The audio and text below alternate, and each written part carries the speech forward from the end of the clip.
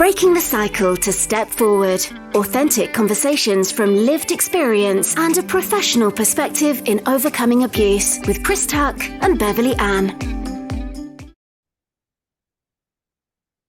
Hi everyone, and welcome to Breaking the Cycle to Step Forward podcast. This is Have You Got 5 Minutes, November 23 episode with myself, Chris Tuck, and my co-host, Beverley Ann. I do quite like these Q&A sessions because it's something different. Short, snappy, concise. That's the aim. Whether we achieve it is a different matter. So what is our question this week, Bev? Well, we've had an email in and it's actually really interesting, especially as we were speaking yesterday and hosting a workshop. So it's something that's really relevant to you and me.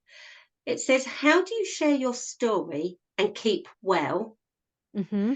And then the second part was, I am finding it a struggle working in the caring mental health sector, and I am feeling very stressed myself. Okay. So a double question, really, isn't it? How do you share your story and keep well? And then another deeper layer, the person sharing where they work and how to deal with stress, really. So how would you respond to that? Well, as we know, we also have to look after ourselves.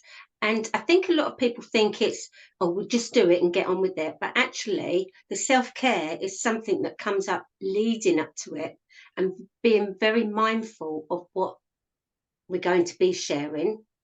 And when you're speaking in any format, when you're sharing any personal information, it's being mindful of who's your audience, but also how much do you want to share? Because let's be honest, we share different amounts in different areas, in different arenas. Yeah, we do, don't we? We try not to go back to details of the abuse we suffered because we don't need to go back to the detail, because we are potentially going to re-trigger and re-traumatize ourselves, especially if we've not quite dealt with that particular incident, experience that we're sharing, or we might be in a phase in our life where feelings of past experiences are rearing their heads because of what we're currently going through. So we have to be mindful of all of that and juggle that. And I love the fact that you said not only do we have to prepare ourselves before, during, but even after, that self-care is still taking place.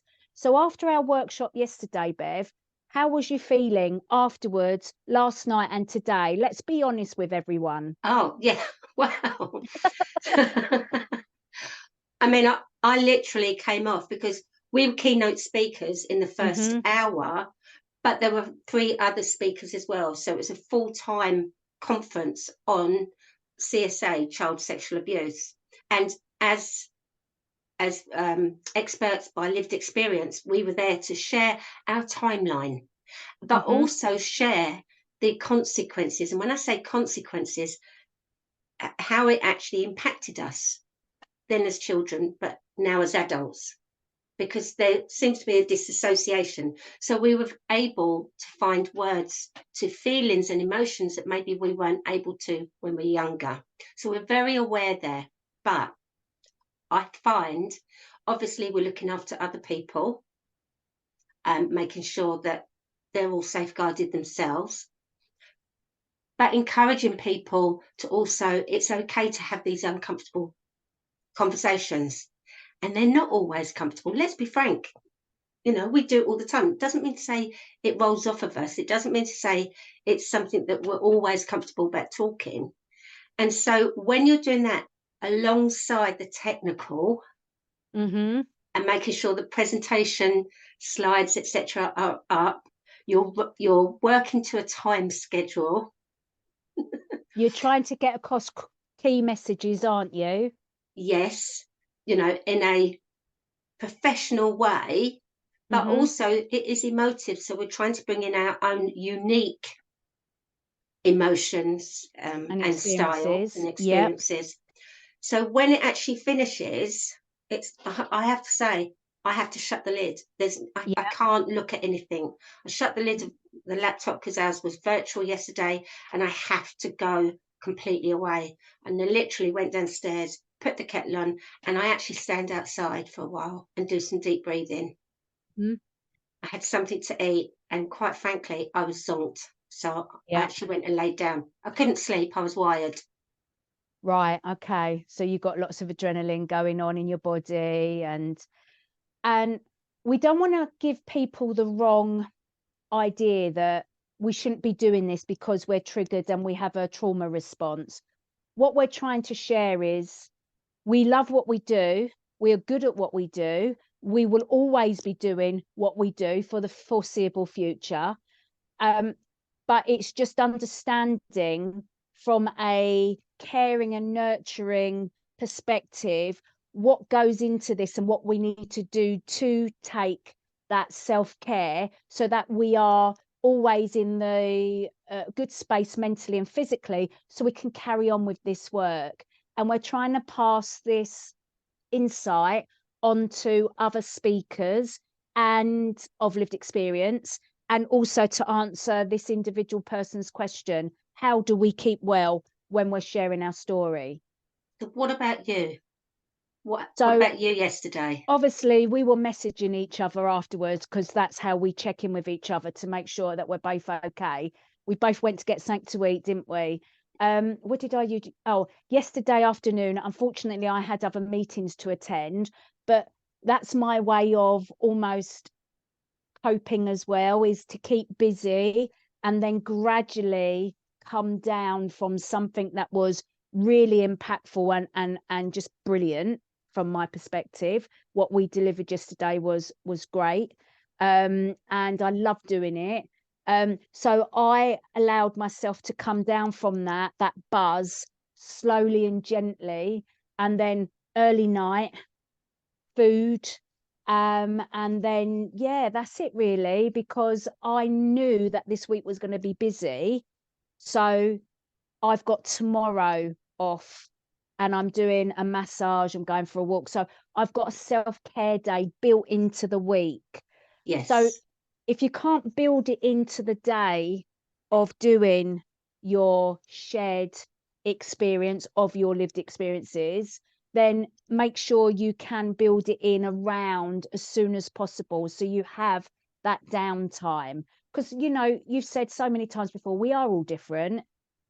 Yeah. So this is what we do. And also, I'm very much a person. So I did what I did yesterday, rested, and then I was back on computer last night doing some different bits. But I also know that in a couple of days' time, I will really be shattered. But that's okay. Yeah. Because my adrenaline will take time to really come down.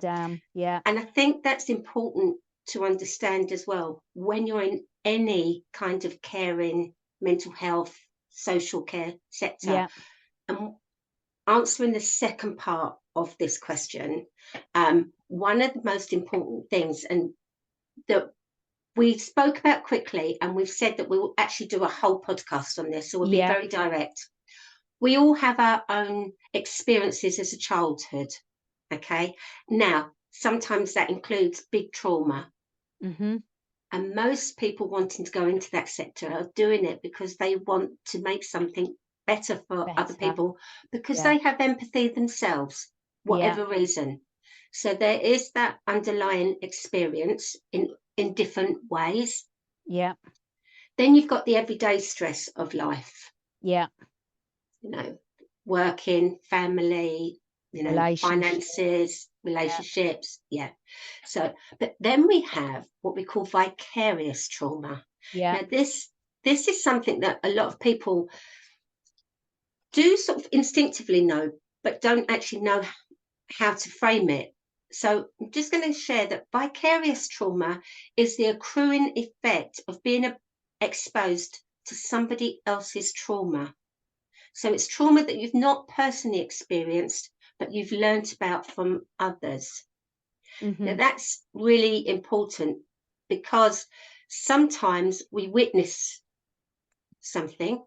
Yeah. So if you think of someone who's camera, recording a film or a documentary and they see it, that's vicarious trauma. Yeah. If you're in the caring world, mental health, every day when you're going to work, yes, there are times you're going to laugh, but there's also experiences that you're going to hear and they will have an impact. And that's where building in time for self-care is vital. Yeah. So obviously we've got the emergency services that see traumatic things all of the time. So they're experiencing that like we did as children. We experienced abuse. So that's primary trauma.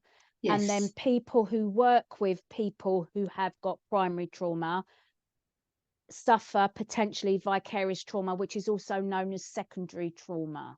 Yes. So thank you for explaining that in a different way as well, because it's always important. Yeah. So for me personally, this is where, when we're doing, our own roles, so as a practitioner, I will always restrict how many clients I see in one day. Mm-hmm. But I also set time aside before and time aside later. There's always time in my diary. Now I can sort of hear people saying I haven't got time. Yeah. But if you think of being on the aeroplane and you think of the oxygen mask, Yeah. and I remember when I had children, and well, I have got children, but when they were babies, when the air hostess was saying to us, "Oh, put the oxygen mask on you first and not your children," and I was like, "No, I'm going to put it on the children." Yeah. And actually, now I understand you need the oxygen mask on yourself, then you can help your children and you can help others. And that's very much about self-care. And what we find is when we're in a caring role, it's very easy. We've both had to learn this. It's very easy to crash your own boundaries and keep caring for other people. Yeah. And what happens when you don't care for yourself as well, you come crashing down. Yeah. So in answer to this individual that shared this question with us, it's about a culture of self-care within your own environment and then within the organization environment that you work within, whether that be you are employed or whether you're in self-employed. So you need to understand that you need to build all of this around you in order not to burn out, in order not to crash, and in order for you to carry on with this kind of work, this kind of role. Absolutely. And when you think about it, some environments are not very good in promoting that when we're talking about employers, and I can, and this isn't a finger pointing, but I remember making a statement to the police and the two officers happened to both be women because that's what I asked for. I'm more comfortable in that arena. And in establishing a relationship and getting to know each other to make sure I was calm, I realised that one of them had children. So when it all finished, the videoing and giving the statement, when it was all completely put away, I did actually say to them, please think of your self-care today when you go home. And they laughed. And I said, it's important. Yeah, but not just only like that, I laughed. I know, but you can't help it. But it's important because they did such a good job. I wouldn't want them to burn themselves out. And they were asking for a lot of information. Obviously, it was a statement.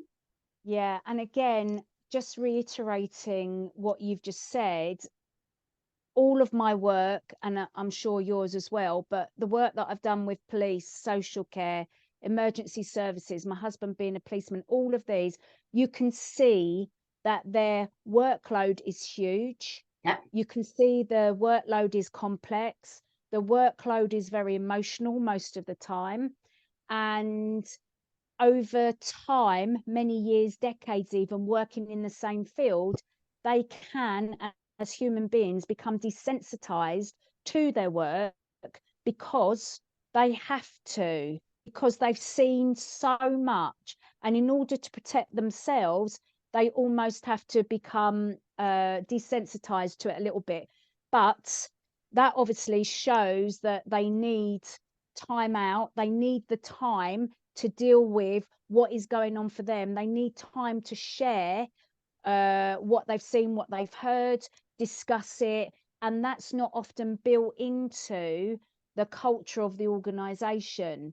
And if someone has become desensitized to their work, we as individuals who may be asking for support or reporting, we pick up on that, and we know that that person really hasn't got empathy for us, and we're not likely to have a good experience because of that disconnect. So I can understand where they're coming from, but as someone that is trying to share real deep stuff that might not have shared before, you want the person sitting in front of you to be empathetic and listening, and not sort of like being almost appearing perception, being disinterested because they've become hardened to what they're hearing, because they've heard it time and time again in many different ways, and they've probably heard lots of really horrific stuff. And I'm not saying this is all professionals, I'm not, but I'm just saying this is a reality of what's been shared. So where we can build a culture of trauma-informed professionals that truly get that, and part of their self-care of looking after themselves because of the vicarious trauma, then they won't be in that position, I would like to think, where they come across as hardened and desensitized and uncaring, which in fact they probably are not. Absolutely. And we all know that that's a coping mechanism as well. We know that because we've used that coping mechanism ourselves. Yeah. So we understand that. And the big one that we haven't said, especially when you're in the caring, mental health, social sector, it's really important. And I'm passionate about this. I know we both do it ourselves, but I do know quite a few people that I've spoken to in the past that have never said it, and I'm vocal about this. You need to have supervision in whatever context. You need to have an outlet that you can unravel things, even if it's the personal things, because, yes, we look after ourselves, but then sometimes our own personal things come up, and that has an impact. So, yeah. Always. So do you think we've answered that question? I think we have. When we talk about self-care, we are talking about lots of things. We're talking about nurturing self, food, water, rest. Yeah, sleep, fresh air, time to be creative. Yeah, hobbies. If it's emotional stuff, find support, even peer-to-peer, even being able to go out and laugh, and share a few different things with colleagues, not necessarily with people not in the sector. Share it and have a laugh, and really allow that time, but be honest with yourself and check in. And one of the things I always like using as a tool is, how am I feeling? Where is my emotional cup at the moment? And I look at it level 1 up to level 10. So if I'm feeling that I am maybe on level 2, level 3, it's like, whoa, I haven't got enough to give out. Yeah, your battery's literally gone low, hasn't it? Yes. Yeah. Your fuel source is low. Yeah. So any last thoughts from yourself, Chris, as we tie this one up? No, I just think that whether we work for an employer or we are our own employers because we're sole traders, we need to understand the importance of self-care because of what we've described. We need to understand that our employer, whether it be ourselves or, leaders in an organization, they have a duty of care to you to help you with your work load, your work impact, and also you need time within your business, whether it be the sole trader or whether it be within an organization. You need time to actually deal with things that come up for you. And the workload should not be that intense where you are not able to literally finish off one case, for example, have a bit of downtime, whether it be 5 minutes and just grabbing a cup of tea before you go on to the next one. Because if you are just expected to work like a machine, not have any emotions, mistakes are going to be made, and usually that's the cost to a young person, a child or young person, or even an adult or a vulnerable adult. The service user or the case, however you distinguish your people that you work with, you categorize them, however, whatever you call them, they will suffer because your organization's not looking after you, or you're not looking after yourself. So you have a duty of care to yourself and to your organization and to your service users, and your organization has a duty of care to you. Yeah. And one of the things I'm going to say is, one of the sort of key signatures for me sometimes is if I start to feel overwhelmed, then actually that's the time for me to step back. Yeah. Because often the more overwhelmed and stressed we are, the more we think we can add in, and we just go faster and faster. So until we crash. Yes. So our 30 minutes is up. Thank you very much. Thank you very much. This person did ask that their name wasn't shared, and absolutely. Fair enough. But you know what? Thank you very much for sending in the question, and I will message you to tell you that it's been answered. If anybody else has got anything that they want us to answer, please message in, and we will actually do a full podcast, I think, on vicarious trauma. Yeah, we will. Okay. Lovely to have you on again, Beverley. As always, see you and in you, the next Chris. podcast. Bye for now, everyone.